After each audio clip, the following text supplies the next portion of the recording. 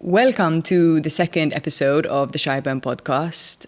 As many of you know, we're a software company, but we've always really prided ourselves on taking people seriously. So in this series, we explore topics around technology, but actually most of our interviews are about people and how we can build outstanding work cultures. Today's guest, René Carayol, is one of the best people that I could be sitting down and speaking to when it comes to people. He's coached some of the top leaders in the world and worked with so many different companies. He's a man full of great stories, so I'm very privileged to have him with us here today to tell us some of those stories. René, welcome. It's fabulous to be here, Yasmin. And it's great to be back in Malta.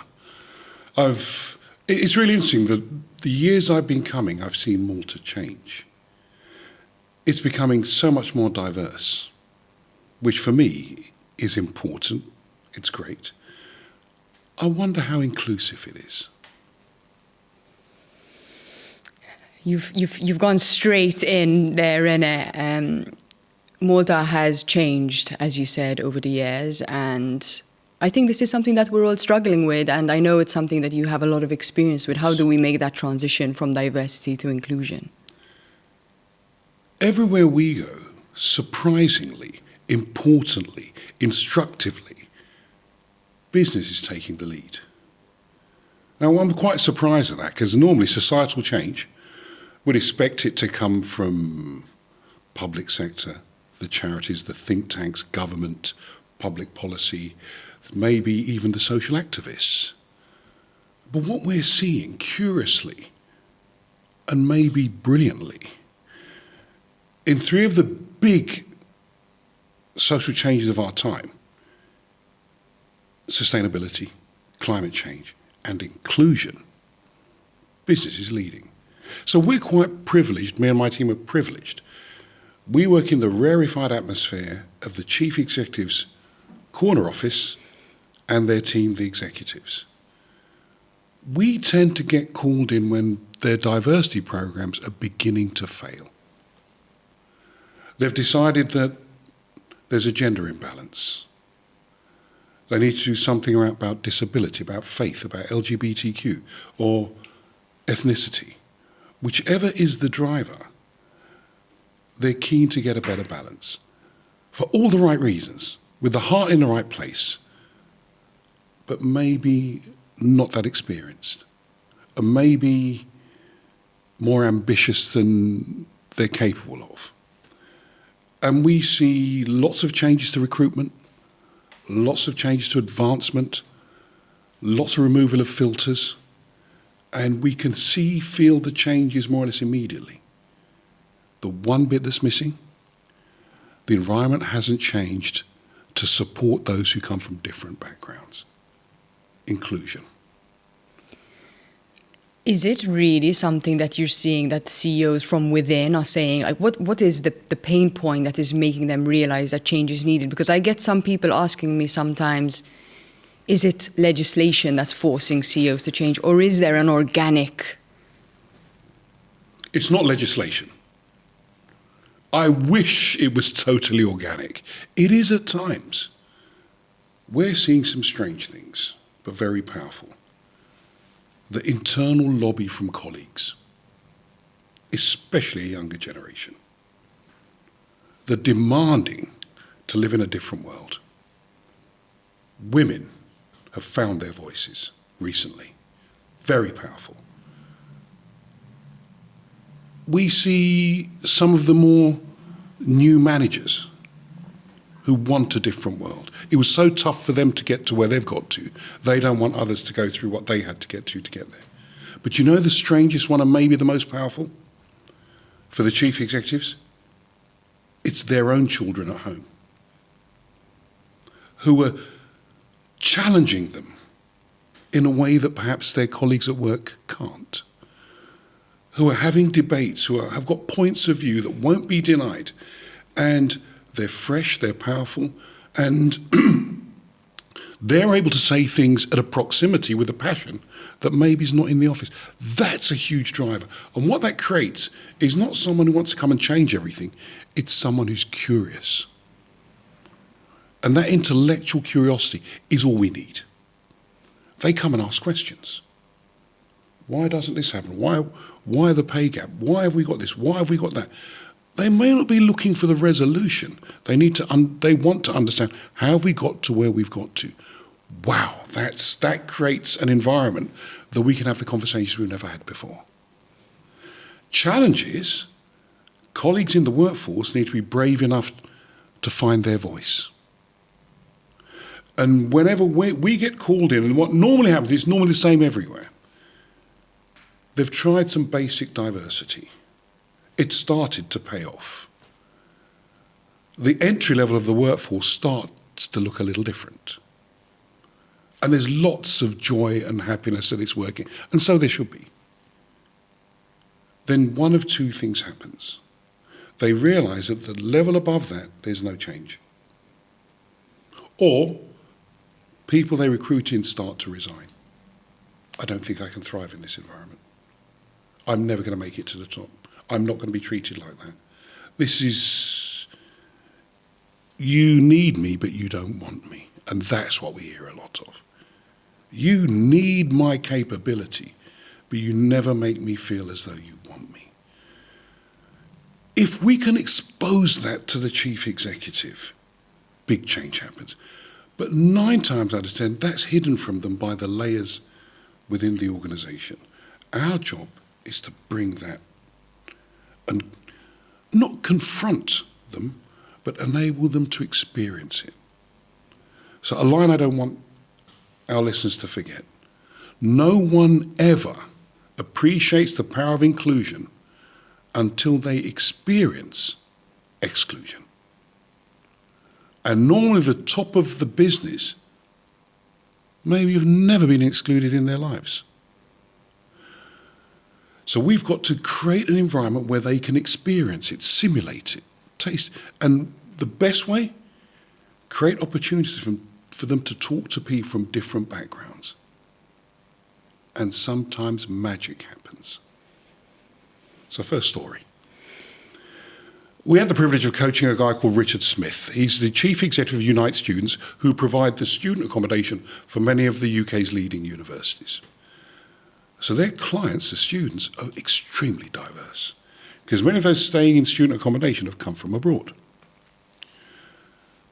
On a particular Saturday night, May 2020, Richard lives in Bristol. The head office of Unite Students is in Bristol, in the west of England.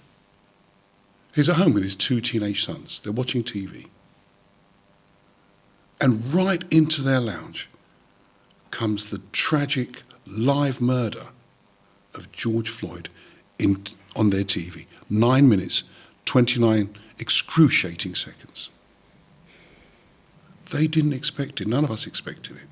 It was horrific. They didn't move. They didn't speak. They couldn't move. When it finished, they didn't have the dinner they'd planned. They all just went to their bedrooms, alone, without saying a word. Richard couldn't sleep. 5 o'clock he got up. The whole of Bristol was under the lockdown of the pandemic. He got up, got dressed, showered, shaved, got in his car, drove to work, even knowing the offices were locked. He just needed to get out. He needed to breathe again. He arrives at the offices, got the key, opens the key, sits at his desk, there's no one else in. He opens his laptop and he starts typing. Typing. It's a stream of consciousness. It's not prose, it's maybe not even coherent, but it's what he was feeling. He needed to get it out. He is human too. He just experienced exclusion. Leaning back, he pressed send. It went to all of his 5,000 colleagues in the business. He'd even left his mobile number on the bottom, but he felt relief. 2 minutes later, his mobile phone rings. He picks it up. It's Denzel. Denzel works in the Leeds depot in security. Denzel is of Afro-Caribbean descent. He'd just read the email from Richard. He dialed to leave a message on the voicemail. He never expected in his life to be speaking to the chief executive. Richard never expected to be speaking to Denzel, who works in security. Denzel said, I didn't know I'd get through to you. I just wanted to say thank you. I never knew anyone would feel the way I feel, especially the chief executive. Thank you. Thank you. That's how I was feeling. That's how I am feeling. Richard thanked Denzel, didn't really know what to say. They had a bit of a clumsy conversation. After a few minutes, Richard said, well, thank you very much, Denzel. It's been great to talk to you. He said politely, is there anything I can do for you? And Denzel said, no, thank you. It was great to talk to you. There is one thing, Richard. Maybe it's a very trivial, silly thing.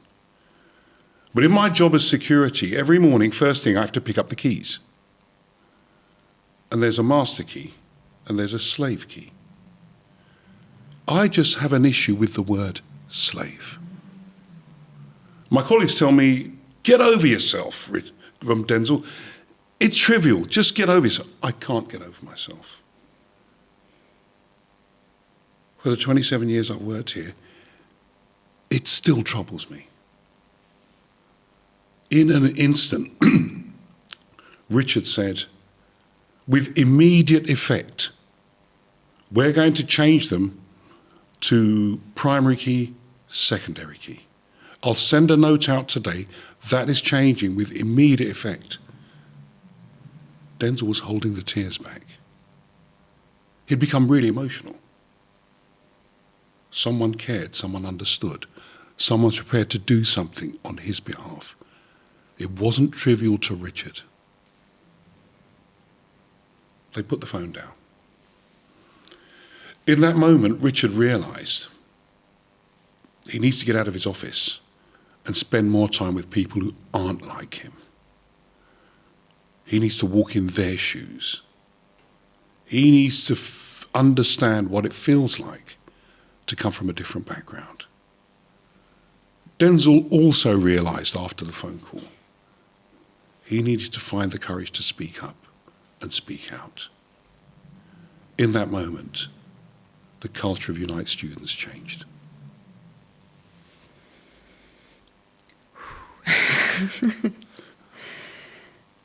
As you're sharing that story, I can just think safety. Yes. You created a safe container for two people to come together. It's creating a safe space. And it's not complex. It takes intent. There are many of our colleagues who don't feel they have permission to speak up. They accept inappropriate behaviour all the time and never say a word. And most of us never notice. Richard noticed. Richard cared. We can all be a Richard.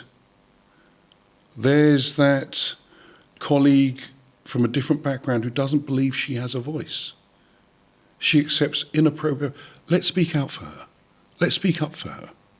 This is allyship. Let's notice when one of our colleagues from a different background is very quiet, isn't saying anything, or leaves a little early every day. Let's create a safe space where they might be able to talk to us.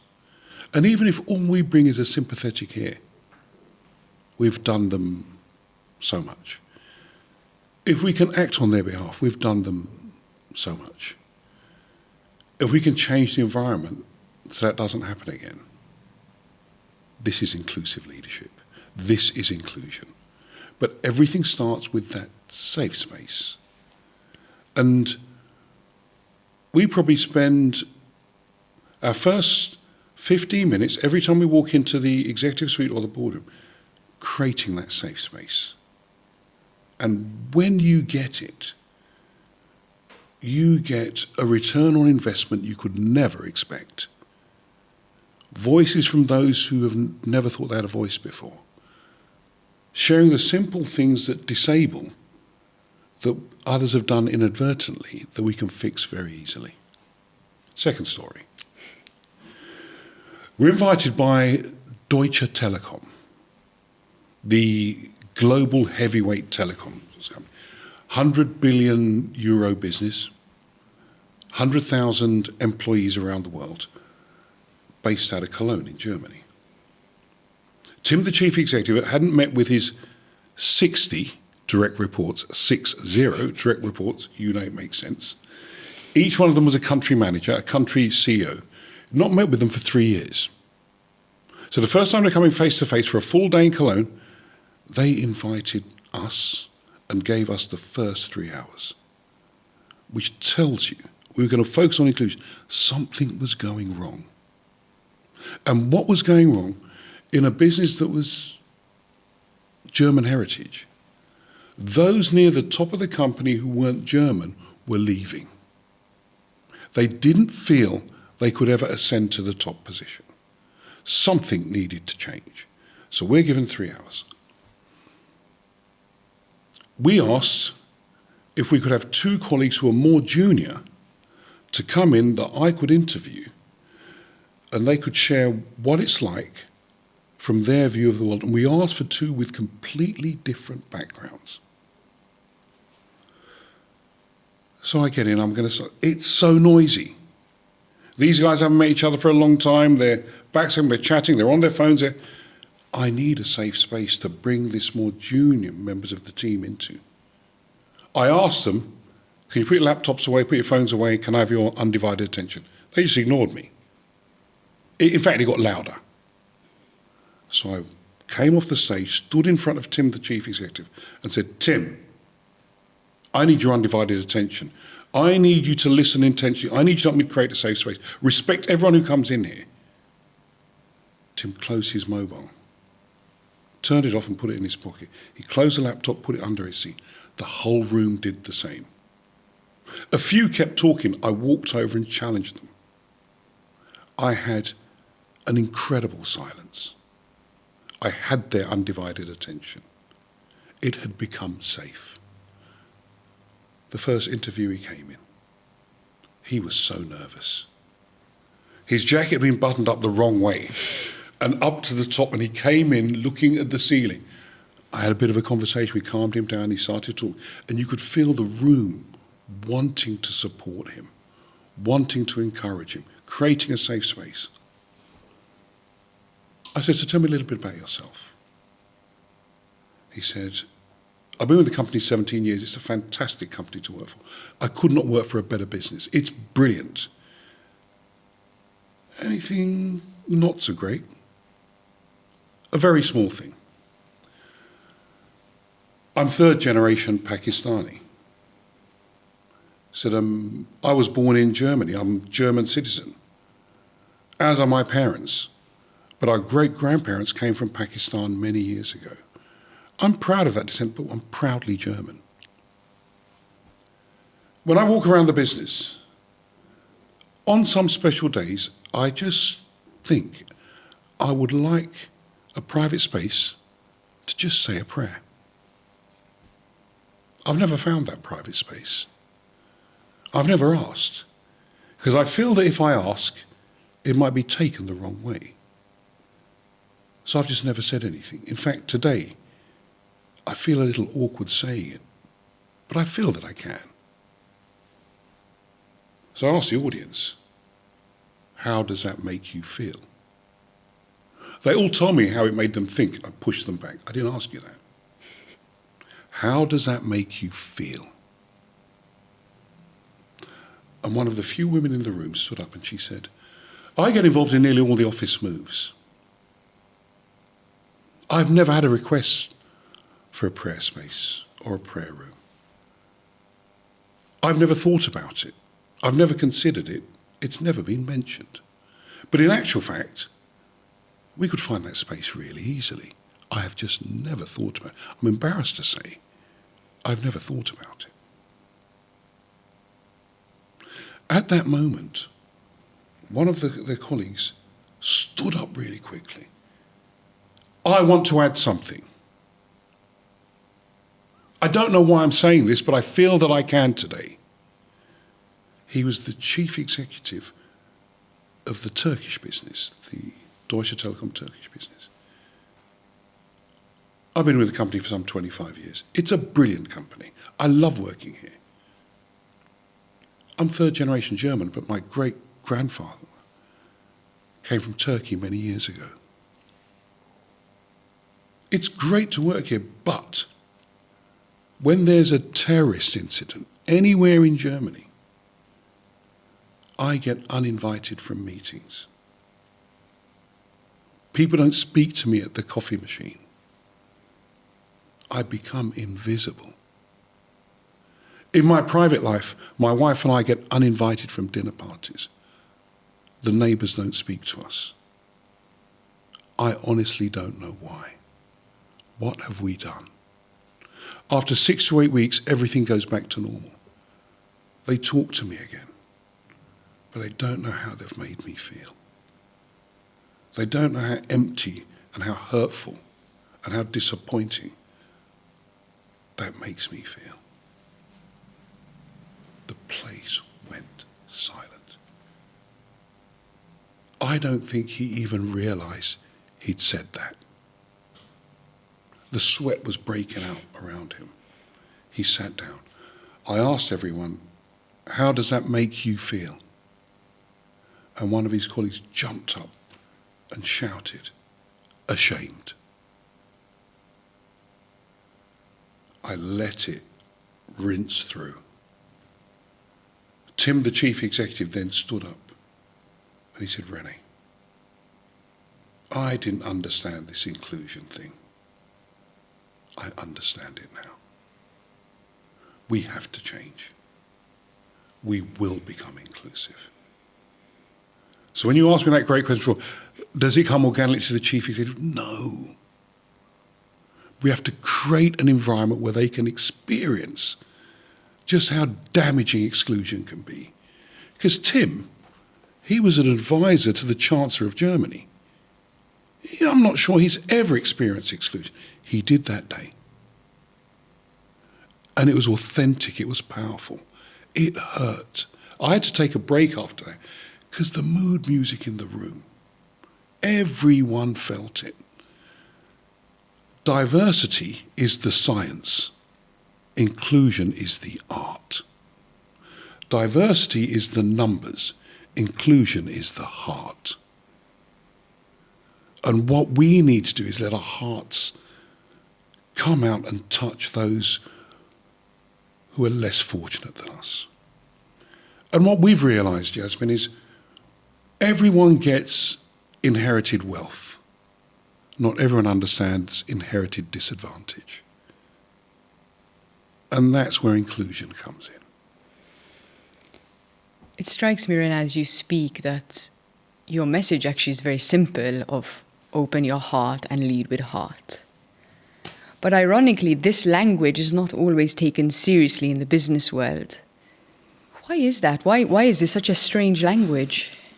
EQ versus IQ. Leadership versus management. As we rise the ranks through business, we are rightly and correctly taught management. Strategy, systems, people's process, KPI, balance squad, all the things that if you don't do, you will go out of business. Measure, manage, check, risk. They are essential, they're the backbone of the business, but they're insufficient today.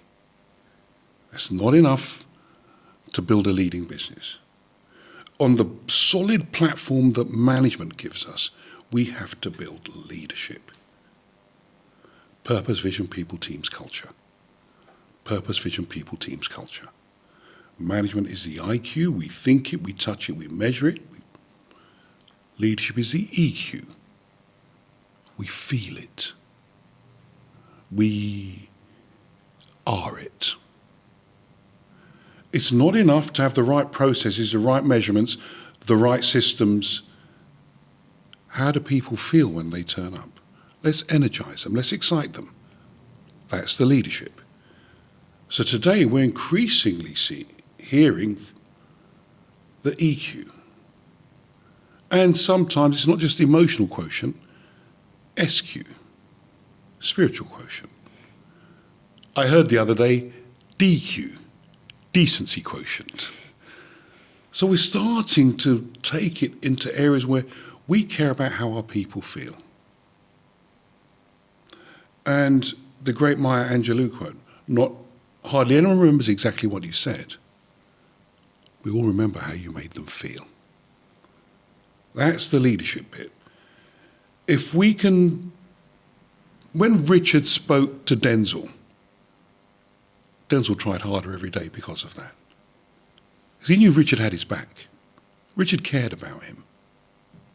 Tim, the chief executive at Deutsche, he changed. He now realised that people came from different backgrounds to him. And maybe he needed to make amends for that, allowances for that. Ensure that he didn't think that everyone was like him. Here's the live challenge that we see on this issue. 90% of the time when we come into the boardroom or the executive suite, we see a team that come from similar backgrounds, a team that get on well together, a team that similar education. We call it homogenous. It's beyond gender, it's beyond race, it's beyond ethnicity, they come from similar backgrounds. They see the world quite similarly. What that means for the leader is decision making so much easier because we think alike. And it means alignment is so much easier. But in March 2020, McKinsey and Company, the global consultancy, management consultancy, did some research that was a game changer. They looked at homogenous teams versus diverse teams. They proved over time that diverse teams brought a 36% financial improvement on business performance. The game has changed forever. However, that diverse team, and I mean all from different backgrounds, it's a lot harder to get to decisions. They're going to argue, creative abrasion, healthy tensions. They'll speak up, different points of view. The leader's got to work so much harder. Alignment. You may take you a couple of hours more, but it's worth it. The new ideas, the different angles, the creativity, the challenge. That 36%. So we're seeing it come in. Irrefutable, it will not be sent back, but it's going to take time. And our appeal is the classic homogenous, then diverse, then inclusive, trying to get to the promised land of belonging. We would say from homogenous, go to inclusive. Straight. Create a safe space. Enable people to feel as though they can bring their authentic selves to their place of work. Magic starts to happen. Business performance starts to shoot. When people feel trusted. The more I feel trusted, the more I go the extra mile. That's your business performance. What we've found is we do the right thing, inclusion, and believe you me, watch it drive your business performance. Then we've got the CEO. We've got them. Who can resist increased business performance? Especially with a workforce feeling fabulous about where they work. I don't understand why you wouldn't do it. René, you said something on the stage at the Happiness Advantage. You said leaders are found. And I was reading last night that this was specific to women, but I'm sure it happens in other areas as well, that sometimes there's a broken rung between the hardest step is to go into management in the first place. And a lot of companies are not really looking out for leaders at that level, and that dries up the pipeline into C-suite. What's your thoughts on that? Look, I agree with that. I've lived that myself. I've seen far too many talented people not being able to, that broken rung. I've seen far too many capable women, that last step. I'll tell you what, the bit I've seen that will change this game forever. Some research came out of Harvard a couple of years ago that to me just shook me to the core. It said mentees get a 16% career acceleration. We can all understand that. But it said mentors get a 53% career acceleration. They had my undivided attention. Me and my team just climbed into this and went out and proved they were right. And here's the solution to that broken rung.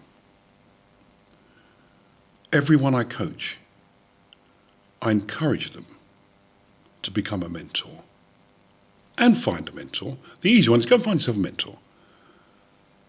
Someone who's been everything you would ever want to be, that's going to help you, coach you, be your sounding board, challenge you to be the best that you can.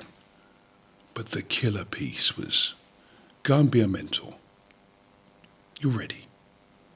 Go and find some people who are not like you, who come from a different background, very different. Go and mentor them. Here's what it forces. The first thing, you've got to create a safe space so they can speak up, because they're not used to talking to people like you. So you create that psychologically safe space. You get used to creating that psychologically safe space. It becomes part of your repertoire, your leadership repertoire. Second, learn to listen intentionally. Hear what's not being said. Hear what's being said. That changes you as a leader. Safe space, listen intentionally. Walk in their shoes. Understand what they see in the world and the barriers they see. Learn how to support and help them. Learn how to take ownership. They're going to get some things wrong. They're going to make some natural mistakes. How do you take ownership of that and give them the credit for all the things they do? Watch what that trust does to their performance. I could go on. It prepares you to, that broken rung you'll skip over as a leader. By learning, having the experience of mentoring those who come from different backgrounds, who you're going to have to change the way you lead. That broken rung becomes an opportunity, not an obstacle.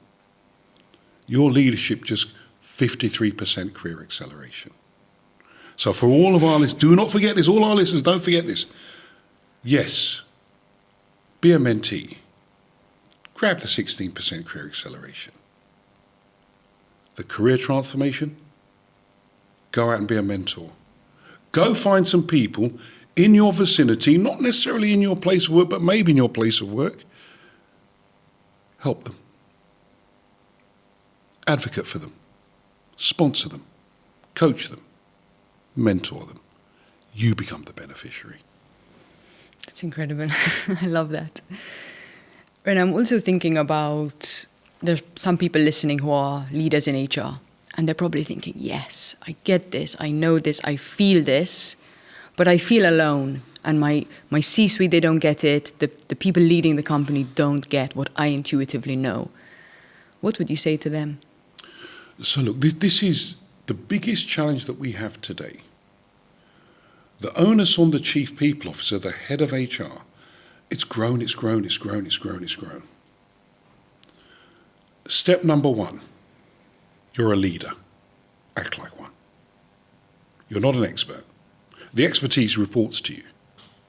You're head of talent, you're head of operations, you've got lots of people do the expertise. Push everything down. There's one thing you do. You lead. And your biggest job is to be a leader in the executive team. Whether you sit in that team or not, every time they see you, you're going to lead. You're going to coach. You're going to be the role model. You're going to have the language. You're going to support them. You're going to build a relationship with the chief executive where you're going to coach that chief executive to become an inclusive leader. And everything I've said today and more, it's not complex. Simplify it. Take them to places where they can see inclusion at work. Chief executives are smart. Like Richard, they'll pick it up in seconds. Like Tim, they'll get it in seconds. Then you become chief supporting actor to the chief executive for inclusion. park diversity, park talent, park all the other, give all the other things to your people. They can do it. This is the road to the Chief Executive's office. Inclusion, the ultimate game changer. The biggest driver of business performance we have seen. Story coming up. Bentley. Everyone knows Bentley. Bentley was bought by Volkswagen. For over 130 years, it was based in the northwest of England in a small town called Crewe. 4,000 people worked for Bentley. For years and years and years in the automotive industry, great-granddad, granddad, dad were all competent automotive engineers for Bentley. Heavily unionised. The unions hated management, the management hated the unions, but everyone loved Bentley. So there was this strange loyalty. Bentley started to fail. Volkswagen gave them 3 years to turn it around or they'll sell Bentley. Something happened drastic. The next generation of automotive engineers, the children of those who worked at Bentley, went to university, never came back. So that rich source of talent, automotive engineering, wasn't there. 70% of Bentley's workforce today is contract, through Adecco. They don't have that heritage, they don't have that love, they don't have that loyalty. They're smart, they're hard-working, but today, many of them are Irish, many are Eastern European, some are Afro-Caribbean, some are from Southern Asia. They want a fair day's pay for a fair day's work. There's no extra loyalty. They're not going to come in a little bit earlier. They're not going to go the extra mile. They don't go home and talk Bentley. The Chief Executive, Adrian, noticed this. There wasn't that extra loyalty he had before. So I went around to find out what's going to help him do that. The first thing he found out, these 70% contractors, they weren't like the engineers of life. Make a packed lunch at home with their sandwiches, have a little thermos flask with their tea or coffee, bring it in, sat outside with their colleagues and had lunch. No, they didn't wake up early to make their lunch. They wanted a Pret, they wanted a restaurant, they wanted a canteen. They'd never had one. At a time when trading is tough, Adrian fought his board really hard. They decided to build a restaurant. He'd listened to the people on the shop floor. The first day the restaurant opened, it was packed to the rafters. People were applauding, clapping. By the end of the week, the restaurant was empty. Adrian couldn't work this out. You told me you wanted it. When he walked around the shop floor again, he got the shock of his life. He realised he'd never experienced exclusion. The meals were £7 each. These contractors couldn't afford £7. Richard and his board colleagues, £7 was nothing. They didn't even notice it. For the first time it got to him. I am not walking in their shoes. He fought the board again. They dropped the price to £1 a meal. The restaurant was packed, but that was just a small bit. Performance in the factory went through the roof. Why? They knew Adrian and the board cared. They felt included. They felt they belonged. They came in a little earlier. They came up with some more ideas. They pushed. They now looked like the heritage automotive engineers. Walk in the shoes of those who are different to you. Experience what they experience. See what they see. The role of the head of HR, get experiences for the chief executive and their fellow executives. Don't lecture them, get them experiences. Create environments where they can listen to different people in the workforce. Take them out to the factories, take them out to different outposts, take them to where you're in different regions. Enable them to experience the power of inclusion and the danger of exclusion. Chief People Officer, Chief Inclusion Officer. As you're talking right now, I just think of the HR leader that's listening to this, who's maybe doesn't feel so confident to be able to do this. And then I think spike. All HR leaders actually have very high empathy and they're very good at this. Could you bring that together? That's a fantastic point. So look, what led us to write the book Spike, what got me really engrossed about it is we soon realised that no one is brilliant at everything, but everyone was brilliant at something. But the way the old performance appraisal system worked, it lent itself to trying to fix the things you're not so good at. We wondered whether we could fine-tune the things you're brilliant at, turn it upside down. Instead of a fixation on your limitations, what about an obsession with the things you're brilliant at, your strengths? So the strength-based revolution needs to hit the HR industry. I know you've got a bunch of skills, HR policy, HR practice. Let's not ignore that, they're important. But what got you into this profession in the first place? You care about people. You want the best environment for people. You want them to hit their potential. That gives you empathy. It gives you EQ. Use it. The good news is, the great news is, when it comes to IQ, the brains we were blessed with at birth, that ain't going to change much throughout your life. EQ, you can develop it, grow it. That's the new route to the top. The most empathetic, the person that cares most, the person that connects most, the person that can coach others to connect and care. I want those in HR who have not yet found their voice, who are still struggling to be accepted, to be listened to. Coach. Empathy coach. Do it in every conversation you have. Catch people doing things right. Enable them to see where they can be more empathetic, more compassionate, where they can care a little bit more. I think the best HR practitioners need to become the best coaches. I'm not saying to do official coaching sessions, but every conversation feels as though someone's been coached, they've been helped. Not been told, not been sent on a course, but being listened to, being cared for, demonstrating what everyone else could do. By being the best listener, the best communicators are actually the best listeners. Then they find their voice. Because everything you've said, if you've listened really well, will be listened to. You want an audience to listen? You listen first. If you hear them and play back what they've said, you watch how they feel about you. Let me share with you what I think I heard. And if you can hit a few points, they will come, they will follow you, they'll see you as someone that's vital to them, and they will see you as a leader. HR is not support, it's leadership.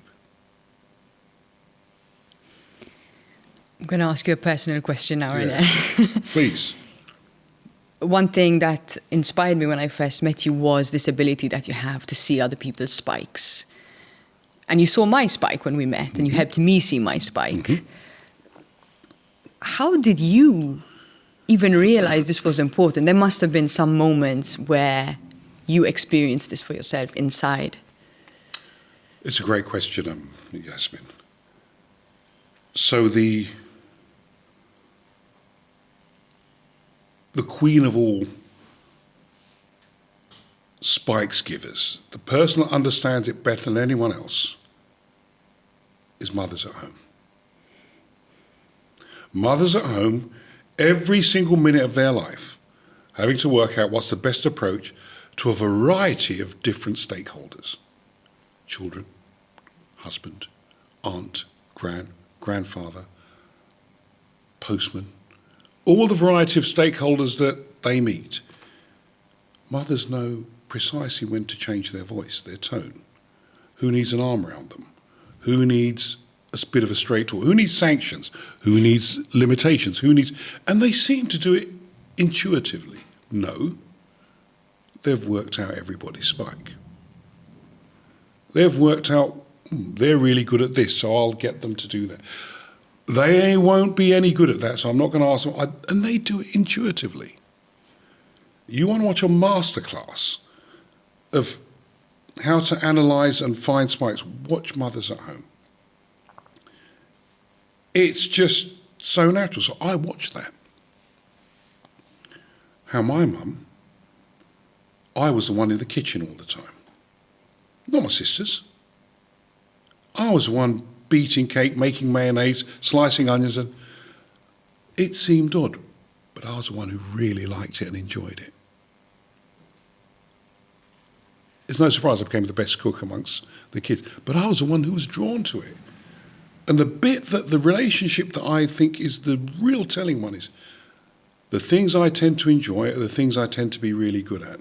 The things I tend to be really good at are the things I tend to enjoy. And Mum getting me to do all the cooking and business and not my sisters. My dad found it odd at first. My mum found it natural. Now my mum's made me into someone who can cook and loves cooking. It's not more complex than that.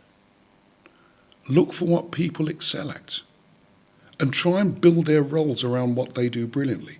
So we say, it's no longer the best person for the job, it's the best person for the team. If in our team, we don't really have a great communicator, I'm the leader, and that's the bit I hate most. I'm not good at standing up in front of people. Then in and amongst my team, I want someone who's got a spike of standing up in the stage and addressing people. I'm really good at the big picture, but sometimes I miss some of the details. Let me find two people in the team, no matter what their role is, who are going to pick up the detail.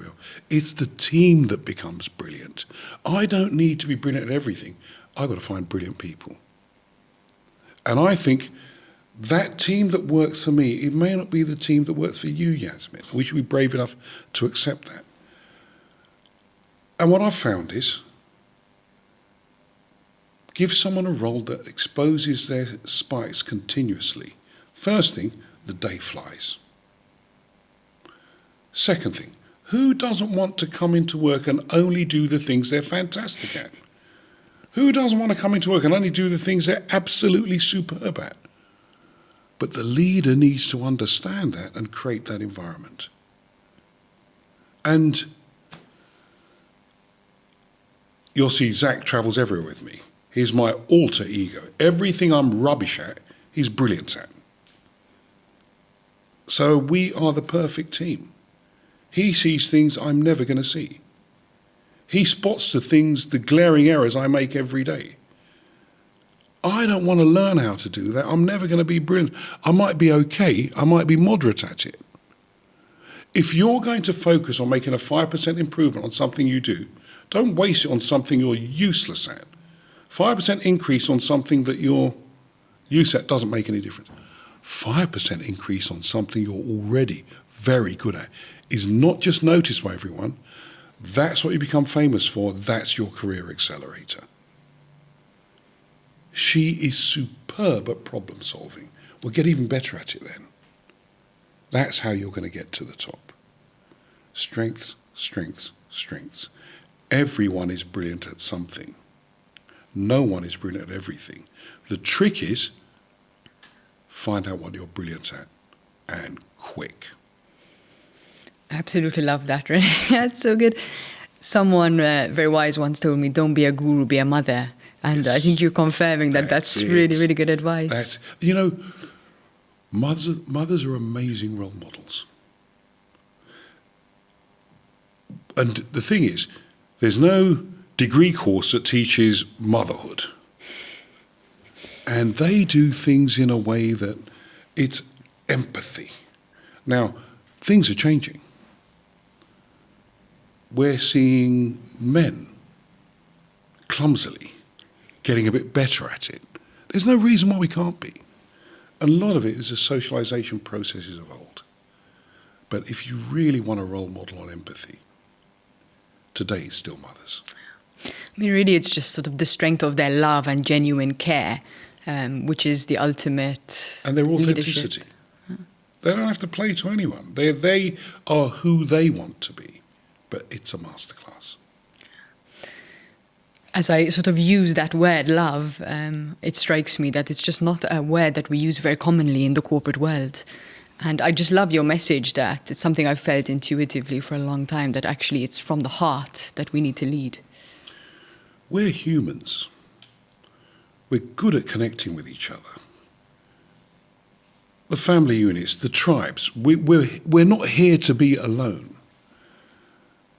I think the advice I'm giving to nearly everyone I'm coaching at the moment, be more compassionate than you think you need to be. Watch that return on investment. Take a moment and listen. Catch people doing things right. Yes, call it out.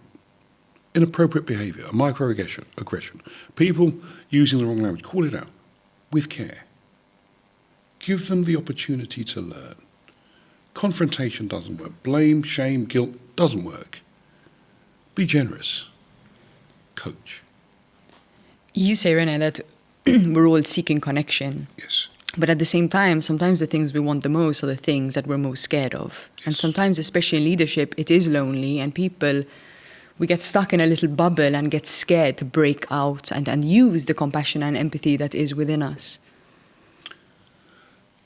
I can't tell you how often I see that. So, strange enough, we've coached 4 or 5 world championship boxers. Hang on a minute. What has world championship boxers got to do with chief executive? A lot, actually. They both feel they can't show their vulnerability. They both feel they need to be strong, correct, stand through it and never be wrong every day. Wrong. What we do for the boxing, the world champions, is show them that demonstrating their vulnerability is actually a strength, especially in their social lives. Save that for the ring. Outside the ring, you're human. They are the loneliest people in sports because they walk around wanting to be strong every day, nothing's wrong with me, and no one dares approach them. We coach them to be vulnerable, make connections, there's support everywhere. And we've seen the same thing with the chief executives. That's my career. My job is to sometimes break into that bubble, that film that's built around them, that defensive suit of armour. And we've found create a safe space even for the chief executive. Enable them to be human. Enable them to be cared for. Through that coaching, they take that as that becomes their job. They're the chief caring officer. If the chief executive starts off a meeting and says, how's everyone feeling today? How are your children? How was your weekend? It costs 10 minutes. Return on investment, then everyone does that in their team. Before we get down to business, let's just have a little check. I noticed that you didn't say much last week. Everything okay? Why don't we catch up for a coffee later? Guess how they feel? For a bit of humanity. So I just shared that story of Nelson Mandela. Nelson Mandela was coming down to visit Barclays Africa in Johannesburg. I was coaching Maria Ramos, the chief executive, and her top team. He was coming from 9 till 11, and they'd prepared everything. I got there very early. I'm standing in the courtyard. It's about 8:30. There's a gardener's, security, there's a cleaners, everyone's out there as normal, when a limousine pulls up. The chauffeur opens the back door and out steps Nelson Mandela. What's he doing at 8:30? Should be 9 o'clock. He walks round the courtyard. He speaks to the cleaners, the gardeners, security, and me. I don't think I was breathing. As I shook his hand, he looked, and he had this incredible capability. I must have spoken to him for 30 seconds. He made me feel I was the most important person in his world at the moment. Got back in the car, drove off. I was pinching myself. Did that really happen? 9 o'clock, the car came back. They opened the door, he came in, red carpet, went in, disappeared for 2 hours. 11 o'clock, came back out, into the car, disappeared. 11:15, the car came back. Show from the door, out came Nelson Mandela. He came back and he spoke to each of the gardeners, the cleaners, security, and me. He remembered our names. When he said, "Hi, René, it's great to meet you," guess how that made me feel? How complex is that? How difficult is that? The moral of the story. 150,000 people work for Barclays around the world. Within hours, one story was circulating everywhere. Nothing about what he said in the 2-hour meeting with executives. One simple story. He remembered everybody's name. He remembered everybody's name. The culture of Barclays changed that day, where leaders started to remember everybody's name. The humanization of leadership. Never fails to land that story and touch your heart. René, we're coming to the end of our chat today, even though there's so many more things I'd love to ask you. But as you were sharing a couple of stories with me yesterday, I think what touched me the most was your own experiences of the lack of inclusivity. And as I think of Malta and all of our challenges with actually creating an inclusive culture, could you tell a story that would kind of really bring this home of how much we're missing out from being inclusive? So, Richard, I spoke to you about before, Chief Executive of United Students. Richard, I was coaching him on to tell stories about inclusion. And we were in the middle of a board meeting at United Students, and Richard told this story. And I've never forgotten it because it touched everyone in the room. Every one of us has a story to share. Every one of us shouldn't be afraid for it to be deeply personal and sometimes deeply hurtful. And Richard was looking at me when he was telling this story. He said he was travelling on a double-decker bus with his 7-year-old daughter. And there was an elderly black woman sitting near the front of the bus on her own. And 4 young rowdy men jumped on the bus, climbed upstairs.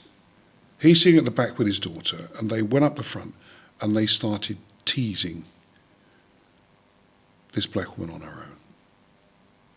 It got louder and louder and louder, and no one said a word. She was petrified. She took her handbag and put it to her left to protect her from the noise they were making.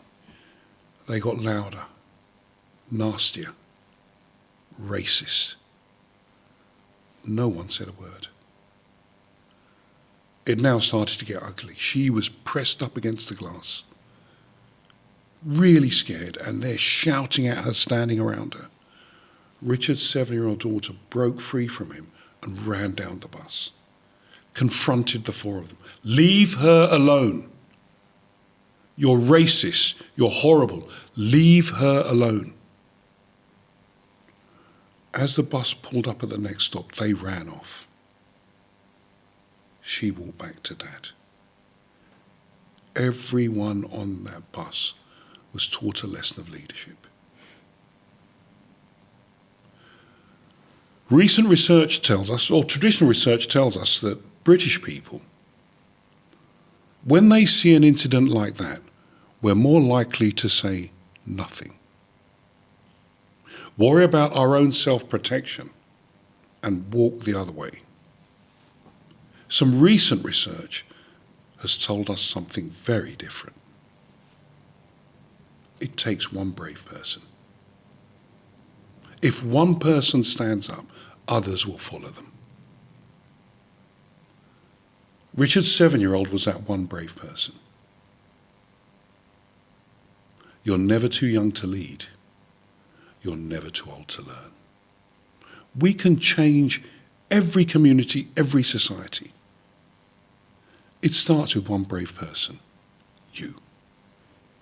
The next time something untoward happens to someone who's different to you, who may not have a voice, who may not speak the language, who may not worship the way you do, who may not love the way you do, who may not be able to get up the way you can, take a moment and speak up for them.